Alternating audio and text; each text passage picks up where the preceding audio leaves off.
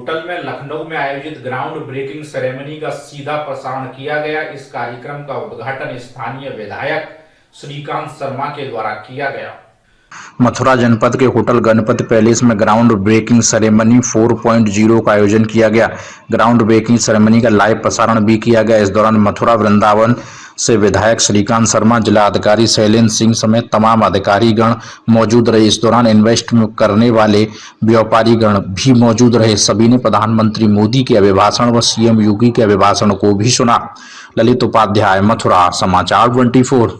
सभी लोगों ने देखा कि आज ग्राउंड ब्रेकिंग सेरेमनी 4.0 का उद्घाटन आयोजित किया गया। ये कार्यक्रम लखनऊ में आयोजित हुआ था। उसके अलावा प्रदेश के सभी विधानसभाओं में, जैसे हम मथुरा जनपद की बात करें, सभी 5 विधानसभाओं में कार्यक्रम आयोजित किया गया है।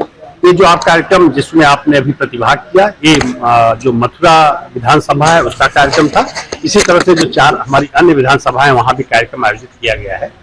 अगर इसके परिणामों के बारे में हम चर्चा करें तो इस ग्राउंड ब्रेकिंग सेरेमनी 4.0 के उद्घाटन में हमारे यहाँ की 191 इंडस्ट्री आज से प्रारंभ होने जा रही है, मतलब उनका कार्य प्रारंभ होने जा रहा है, जिसपे 14,000 करोड़ रुपए का इन्वेस्टमेंट है और लगभग 32,000 लोगों को इसमें रोजगार मिलेगा। और ये धरातल पर उतरने जा रही है परियोजनाएं। ये उन्हीं परियोजनाओं से है जिन लोगों ने एग्रीमेंट MOU साइन किया था, उन्हीं के बीच से है। तो हम समझते हैं कि निश्चित रूप से जिले के विकास को एक नया पर मिलेगा, नया आयाम मिलेगा।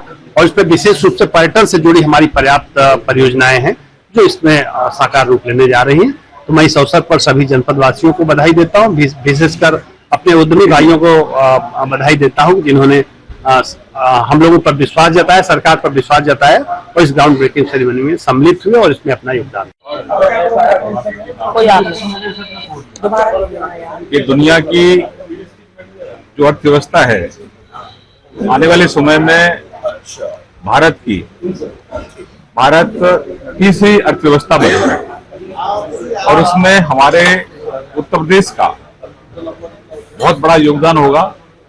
आदरणीय प्रधानमंत्री जी ने $5 ट्रिलियन इकोनॉमी की बात की है, उसमें उत्तर प्रदेश ने $1 ट्रिलियन इकोनॉमी का लक्ष्य तय किया है। तो विकसित भारत में विकसित उत्तर प्रदेश का जो लक्ष्य हमारी सरकार ने तय किया है, हम सब उत्तर प्रदेश वासियों के आशीर्वाद से उस लक्ष्य को प्राप्त करने के लिए आगे बढ़ रहे हैं। आज के केवल एक ही दिन में 10 लाख करोड़ से अधिक का निवेश हमारे प्रदेश में आया है।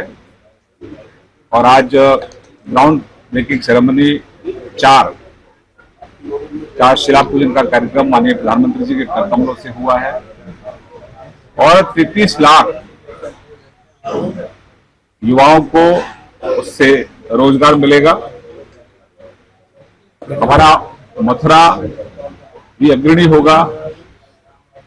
आज का एक कार्यक्रम सभी विधानसभा में कार्यक्रम हुआ है और समग्र विकास में उत्तर प्रदेश के सभी जिले सहभागी हों। विशेष तौर से हम मथुरा में हैं और हम सब मिलकर अपने देश की इकोनॉमी को आगे बढ़ाएंगे। उसमें प्रधानमंत्री जी ने गांव के किसान से लेकर और उद्योग जगत के बड़े उद्योगपतियों तक का जो एक चयन है उसका भी उल्लेख किया है। तो सबको आग्रह किया है कि हम अपनी देश की इकोनॉमी को आगे बढ़ाने के लिए विकसित भारत का जो संकल्प आदरणीय प्रधानमंत्री जी ने तय किया है, आजादी की जब हम 100 वर्ष पूर्ण करेंगे तब हम विकसित भारत का जो लक्ष्य तय किया उसमें हम सब लोग सहभागी बने। और हमारे उत्तर प्रदेश में निवेश का वातावरण है, व्यापारियों को सुविधा चाहिए, सुरक्षा चाहिए।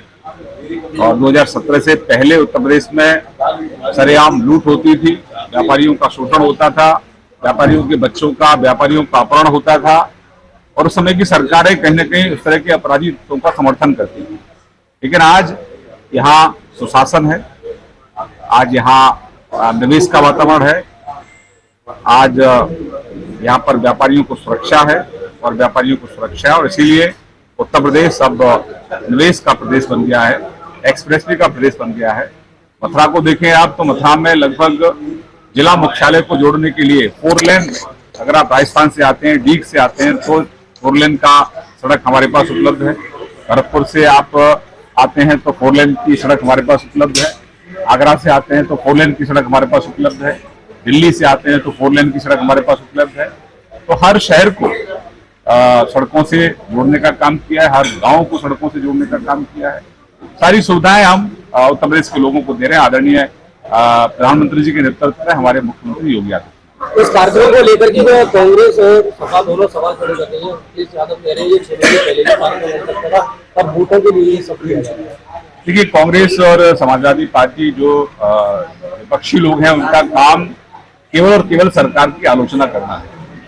सत्ता में कांग्रेस भी रही और समाजवादी पार्टी भी रही, इनके कार्यकाल को कोई भूलता नहीं है।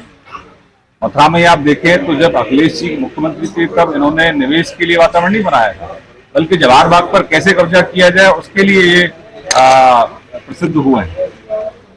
राहुल गांधी के बारे में तो ज्यादा बात करने का कोई औचित्य नहीं है, तो खुद भ्रष्टाचार के मामले में जमानत पर चल रहे हैं।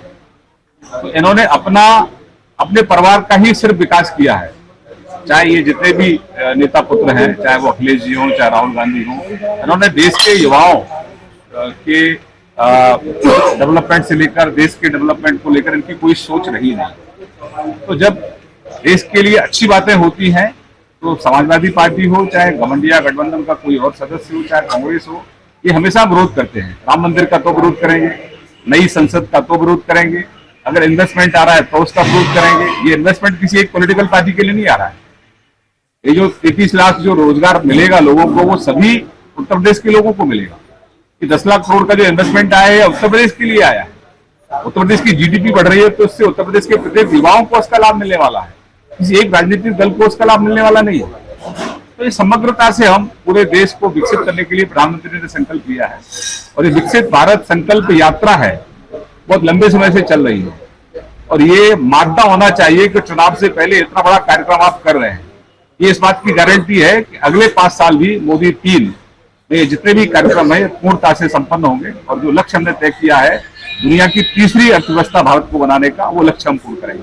कितने प्रोजेक्ट लगेंगे और लगभग कितने लोगों को रोजगार मिलने की संभावना है? मैंने विस्तार से उसमें बताया और अभी हम 1 साल के अंदर लगभग मैं मानता हूँ 191 हमारे प्रोजेक्ट हैं और लगभग 34 से 35 हजार का निवेश यहाँ है और रोजगार में भी लगभग 34 हजार रोजगार का यहाँ सृजन होगा।